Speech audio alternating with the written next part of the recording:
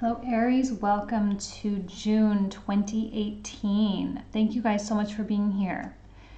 You know, first of all, I'm saying it for every sign. I know my equipment sucks. I know the video is terrible. I hope you can overlook that. Also, I'm not doing an intro the way I normally do for also reasons. And in lieu of an intro, I've been doing little meditations, sitting here very quietly, sort of shuffling the cards and really thinking about each sign before I begin the reading, and really trying to connect with your energy as best as I possibly can. And for you guys, I'm getting like a very strong rawness. You guys are so raw and vulnerable. Uranus has left your sign. Your sense of self, more so than everybody else, has been challenged over and over and over again. And you've been going from one version to the next version to the next version over the past 8 years. And over the past 6 and 7 months, we've had an opportunity to really get ourselves patched back together again as much as we can into a new version, right? To sort of reconstruct ourselves. With Uranus moving into your second house, but you've got Chiron coming in to your sign, or it is in your sign, has been for a while now. Chiron is our wounding. It's our pain. And I'm not trying to depress you, because it is very, very important for you to understand and acknowledge and accept that your soul chose to come here at this time specifically to go through these lessons. You are not a victim, you are a creator. Okay? And those of you who are taking these lessons in stride are maturing very quickly. Those of you who are not are finding yourself complaining and whining and feeling sad and feeling victimized. And that's not necessarily going to do you any good with Chiron in your house, in your first house, all right?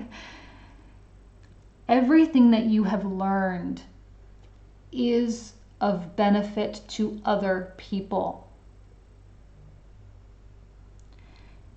It is now time for you to begin in some way, shape, or form helping those who are lost to find their way. Because Chiron is a teacher, he's a mentor. And while we have our own wounding and our own pain that we must deal with on a day-to-day basis,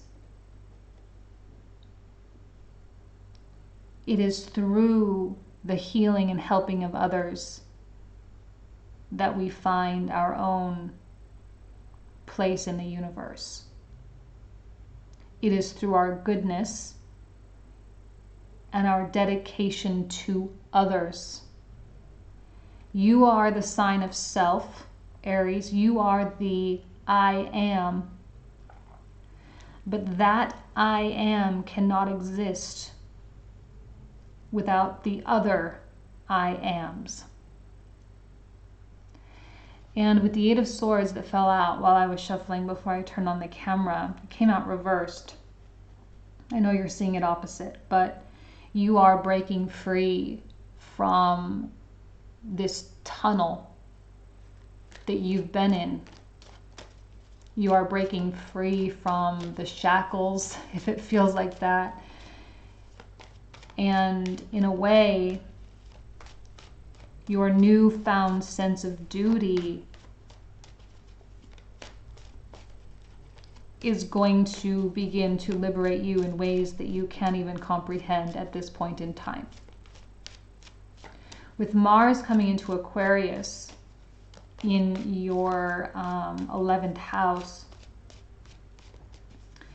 there is a large focus on other people. And not just one other person, like, you know, it's not Libra, it's not Scorpio, it's Aquarius, it's the world. It's humanity, it's everyone, it's this global situation in which we find ourselves. And you're going to feel compelled. See the power of what's happening in the sky right now. We feel like we don't have a choice, like we have to pivot. We have to adjust our life. Plain and simple, we don't have a choice. Chariot reversed. This is the first time the Chariot's come out this month. Chariot is one of power, but when it's reversed, it speaks a great deal to humility, to being humble and feeling at service. In spite of this tension and restlessness that we're all feeling, and I've said it in all the signs, we are still being asked to wait. The reason we're being asked to wait is we're too prone to making crazy decisions right now because we're just feeling like, oh, we got to do something, we got to do something, we got to, and like we're feeling like if we don't do something now, then it's kind of like a now or never, but it's not the case. We are needing for the energy to settle so that we can really see things clearly. We're needing the energy to settle so that we have a defined path. Two of coins coming out. See, there's still indecision at play. There's still like left or right, up or down. You know, there's still rough waters. And it's important for these to be balanced before we make decisions right now. Right? The black and white represents masculine and feminine, represents our left brain, right brain, our physical self, our spiritual self, you know, all the different vibrations in which we can experience is represented with the duality there. These are the same, right? And see, remember what I was saying with Chiron, like, we are all the same. These two pentacles are the same in nature. And that's why your understanding of self will be beneficial to other people, because you can see into other people. And because you have Pisces in your 12th house, you know, your insight is very sharp. You are very intuitive.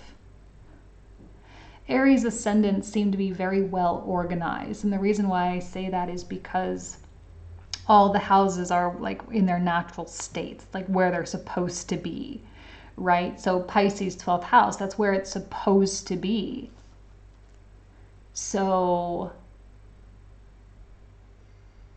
yes, you are intuitive. And I hate when I read stupid blogs or whatever where they're like, who are the most intuitive? Like, please, like, we all have gifts and talents, right?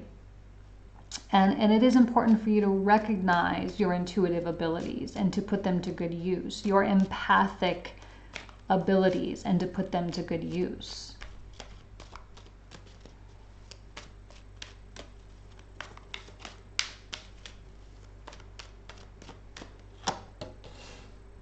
And there's another freaking card of Virgo. I can't get over it, how much Virgo is coming out. Virgo's being activated right now, you know, in spite of the fact that there's nothing happening with Virgo at all. It's online because now that we have reassembled ourselves, now that we are, we've pieced ourselves back together, and now that we are dealing with this Chiron moving into Aries now, and we are having to work out this wounding, there's a self-perfection quality there.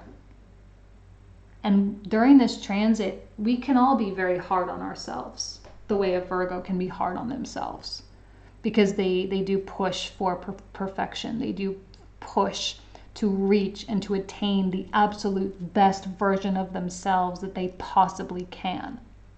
And I think for you, the reading is more geared around the Chiron transit, not the Uranus transit. Okay? Your sense of, there's even like a little bit of self-sacrifice. You know, I would highly recommend you guys Google the story of Chiron, because it's actually, it's a really beautiful myth.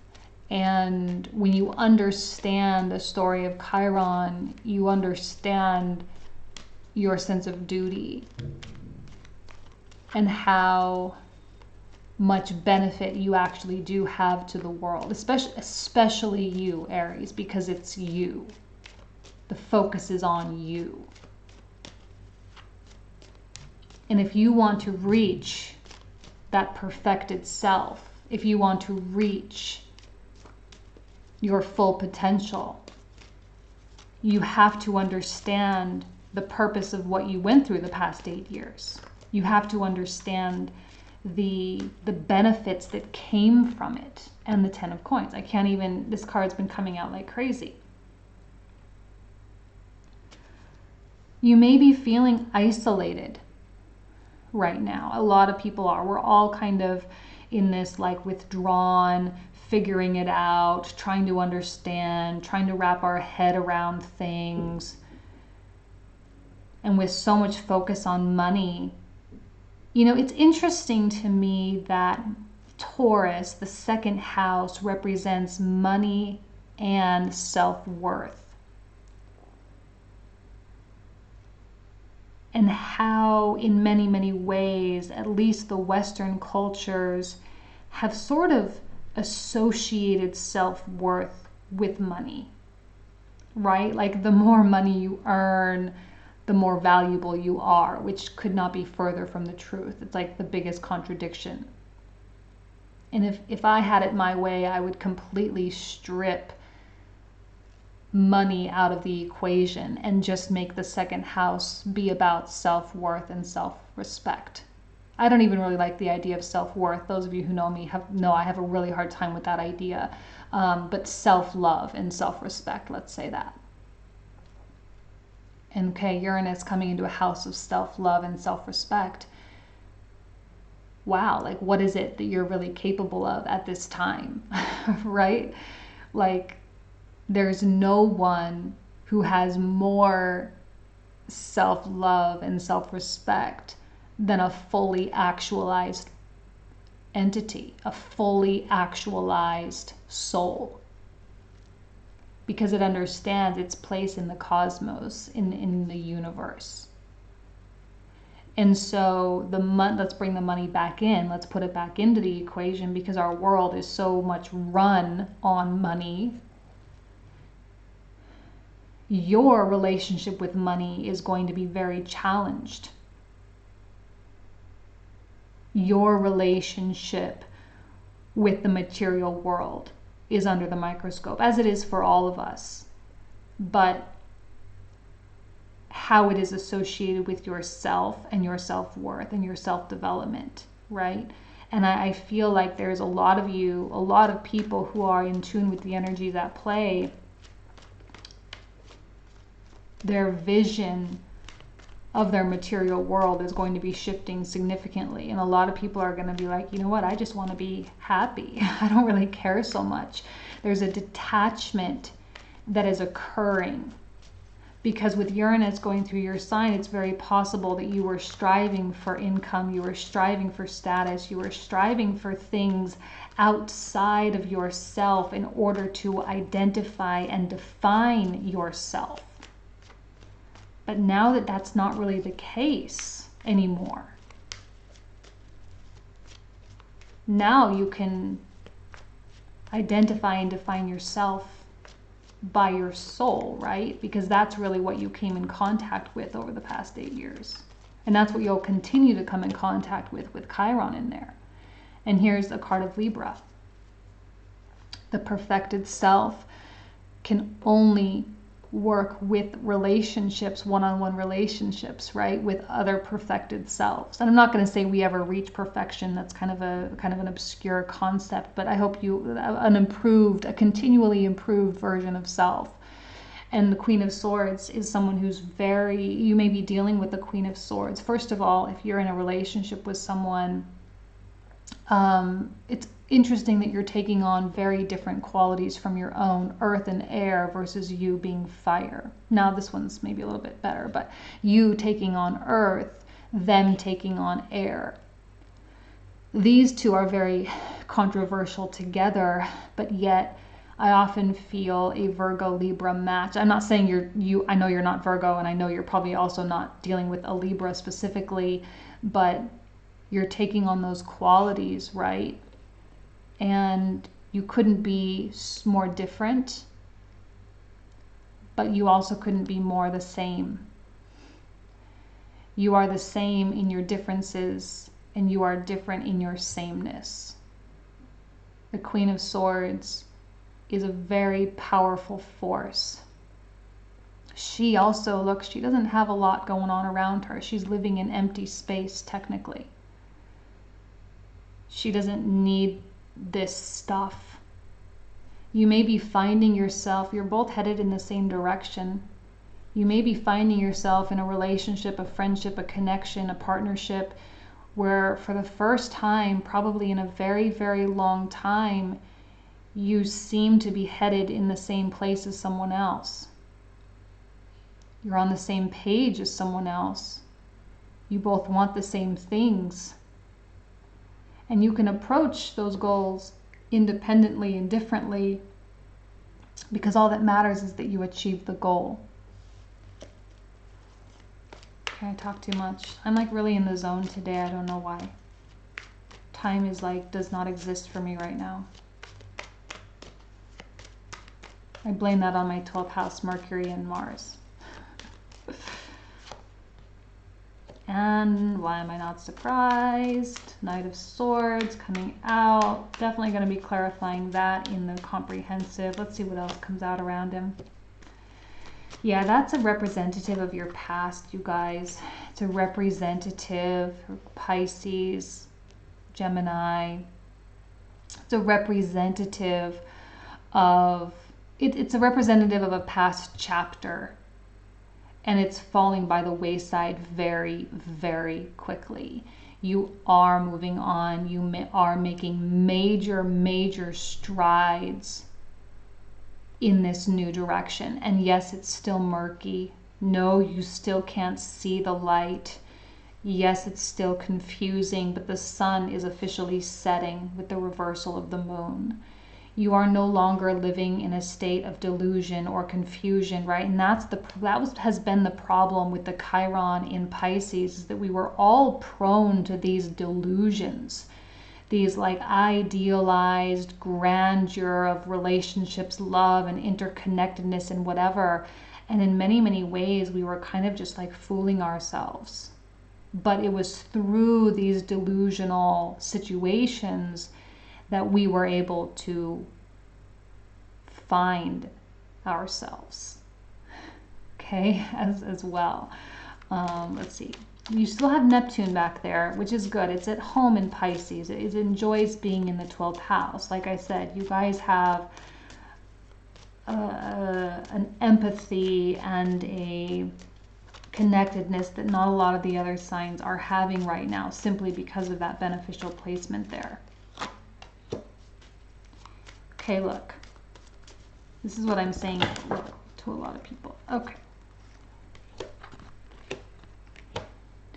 I'm seeing a lot of shifts for you in the upcoming months, okay? I'm seeing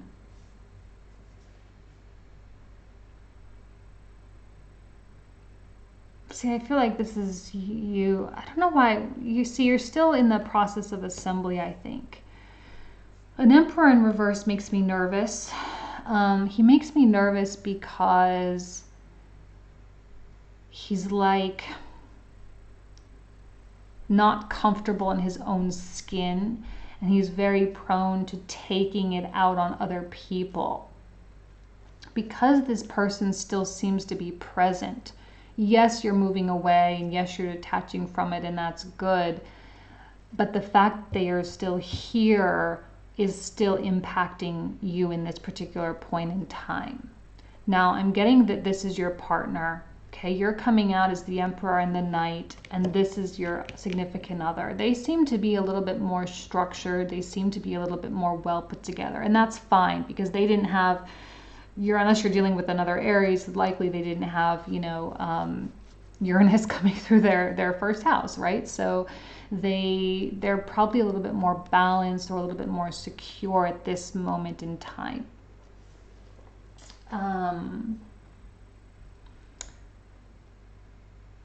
I feel like whoever it is you're dealing with is much more, like they're already living as though the future is now, right? They're already living, like if you're, let's say this is romance, okay? They're already like married with babies in their mind, okay? They're already, what's the word? Nested? Settled? They're already there. If this is a business partner, they're already kind of going about business as though the success has already been attained. And they're kind of in this really positive, high vibrational mental state. Now, I'm happy that you have the upright Knight to kind of balance out this reversed Emperor. And I don't think that this is an aggressive part of you. Because Aries, you are, prone to some aggressive tendencies because of the Mars rulership. It can get negative very quickly. But in this instance, I don't think it is. I think it's just unsettled. And you're feeling agitated with this but it's going to settle very, very quickly, especially as these other offers start coming in. And it's like the minute you stop focusing on money is the minute that money starts coming in, right? That's kind of how it works. It's like the minute you surrender to something is the minute that it all starts working out in your favor. And it's like, man, I should have been doing that the whole time. And that's kind of, again, the essence of a,